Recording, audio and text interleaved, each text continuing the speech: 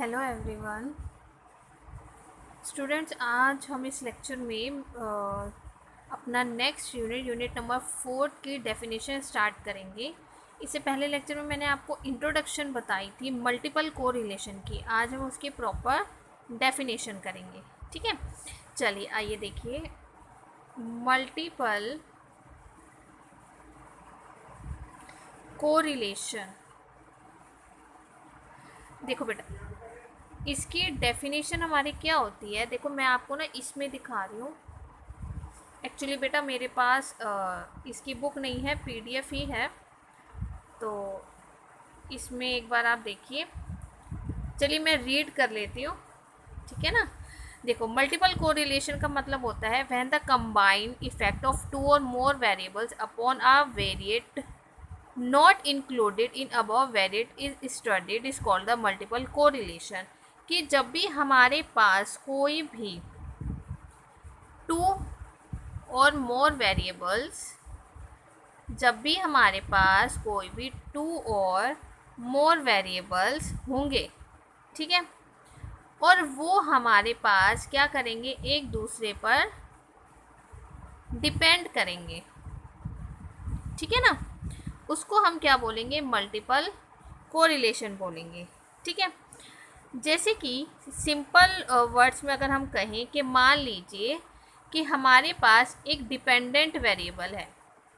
मैंने एक dependent variable ले लिया x1, ठीक है। बाकी जो रिमेनिंग वेरिएबल्स हैं वो मैंने मान लिए हैं इंडिपेंडेंट, ठीक है। जो रिमेनिंग होंगे वो मेरे क्या होंगे, इंडिपेंडेंट वेरिएबल्स। तो मान लीजिए मेरे पास x2, x3, x4, x5 ये सारे मेरे पास वेरिएबल्स हैं, ठीक है ना। तो एक मेरा डिपेंडेंट है, बाकी सारे जो रिमेनिंग है वो मेरे क्या है, इंडिपेंडेंट वेरिएबल्स हैं। सो इसको हम किससे डिनोट करते हैं, कैपिटल आर से डिनोट करते हैं, ठीक है। किसे डिनोट करते हैं, कैपिटल आर से डिनोट करते हैं। कैपिटल आर से किसको डिनोट करते हैं हम, मल्टीपल कोरिलेशन को। तो मल्टीपल कोरिलेशन को हम डिनोट करेंगे कैपिटल आर से, और कोरिलेशन को हम डिनोट करते हैं स्मॉल आर से। तो कैपिटल आर हमें क्या बताता है कि हमारे पास दो या दो से ज़्यादा वेरिएबल जब होते हैं और उनके बीच में हम कोई रिलेशनशिप पढ़ते हैं, उसे हम मल्टीपल कोरिलेशन बोलते हैं। तो अब यहाँ पर देखो हमारे पास बहुत सारे वेरिएबल्स है, x1 है, x2 है, x3, x4, x5, ये बहुत सारे वेरिएबल्स हैं ना, जिसमें से मैं x1 को अगर डिपेंडेंट मानती हूँ और x2, x3, x4, x5 को मैं इंडिपेंडेंट वेरिएबल मानती हूँ, तो उसको मैं कैसे लिखूँगी, हम उसको कैसे रिप्रेजेंट करते हैं, कैपिटल R 1.23। इसका मतलब क्या हो जाएगा कि जब भी मेरे पास कोई भी नंबर ऐसे लिखा आता है R1.23, तो उसमें जो मेरी डॉट होती है, डॉट मेरे पास क्या होती है, डॉट की जो इधर वाला नंबर है यानी कि 1, ये हमारा क्या बताता है मुझे, डिपेंडेंट वेरिएबल। और जो डॉट के इधर वाले नंबर्स होते हैं वो मुझे क्या बताते हैं कि ये मेरे पास क्या है, इंडिपेंडेंट वेरिएबल। समझ आई बात।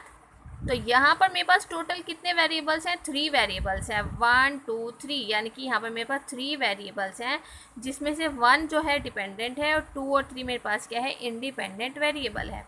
तो ये मेरे पास एक डिनोशन हो गई कि मल्टीपल कोरिलेशन में, जिसमें मेरे पास 3 वेरिएबल्स हैं 1 2 3, जिसमें से 1 मेरा डिपेंडेंट है और 2 और 3 मेरे पास क्या है, इंडिपेंडेंट वेरिएबल्स हैं, ठीक है। तो इसको हम क्या बोलते हैं, मल्टीपल कोरिलेशन। फॉर एग्जाम्पल मान लीजिए एक है आपके पास R2.13। R2.13 का मतलब क्या है कि यहाँ पे मेरे पास टोटल 3 वेरिएबल्स हैं, 1 2 3, ये 3 वेरिएबल्स हैं मेरे पास, लेकिन उसमें से जो सेकंड वेरिएबल है वो तो मेरा डिपेंडेंट है, लेकिन 1 और 3 मेरे पास क्या है, इंडिपेंडेंट वेरिएबल्स हैं, ठीक है।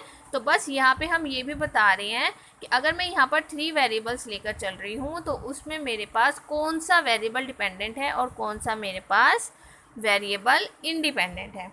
इसको हम क्या बोलते हैं, मल्टीपल कोरिलेशन, ठीक है, मैंने आपको पीडीएफ भेजी हुई है, आपने मल्टीपल कोरिलेशन का जो टॉपिक है वो आपने इसको रीड करना है, सारी थ्योरी पढ़नी है, और अगर किसी बच्चे को कोई डाउट आता है then you have to ask. इसके बाद नेक्स्ट टॉपिक आता है आपका पार्शियल कोरिलेशन। ठीक है, इसके बाद क्या आता है आपके पास, पार्शियल कोरिलेशन। पार्शियल कोरिलेशन देखो हमारे पास क्या होता है, सबसे पहले हम इसकी डेफिनेशन पढ़ते हैं कि अगर मेरे पास कोई भी एक सिंपल कोरिलेशन है, मान लीजिए मेरे पास 2 वेरिएबल्स हैं x एंड y,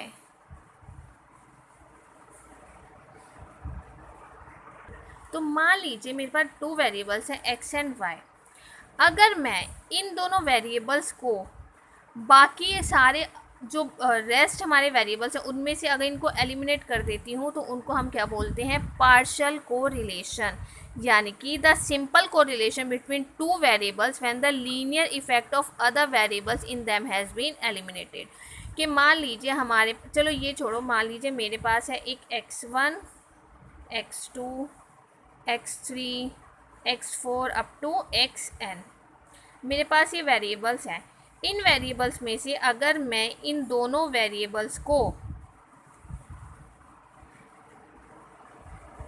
ये सारे के सारे वेरिएबल अगर इस पर डिपेंड नहीं करते हैं और मैं इन सबको एलिमिनेट कर देती हूँ इनमें से, तब हम उसको क्या बोलते हैं, पार्शियल कोरिलेशन। ठीक है, तो इसको हम क्या बोलेंगे, पार्शियल कोरिलेशन बोलेंगे। कि अगर मेरे पास बहुत सारे वेरिएबल्स हैं और उन बहुत सारे वेरिएबल्स में से मैं बाकी सारे वेरिएबल्स को इग्नोर कर रही हूँ, एलिमिनेट कर रही हूँ। मान लीजिए मैं इन सबको क्या कर रही हूँ बेटा, एलिमिनेट कर रही हूँ। ये हम क्या कर रहे हैं, एलिमिनेट कर रहे हैं। ठीक है, किस में से एलिमिनेट कर रहे हैं, इन दोनों में से। मैं चाहती हूँ कि मैं सिर्फ इन दोनों वेरिएबल्स को लेकर चलूँ, इन सारे वेरिएबल्स का कोई भी लेना देना ना हो। तो जब मैं इन वेरिएबल्स को छोड़कर सिर्फ इनको लेकर चलना चाहती हूँ और इनको एलिमिनेट करना चाहती हूँ, तो उसको हम क्या बोलते हैं, पार्शियल कोरिलेशन। ठीक है, तो ये एक सिंपल सी डेफिनेशन है पार्शियल कोरिलेशन की। तो ये आज आप बेटा थोड़ा डेफिनेशंस पढ़िएगा।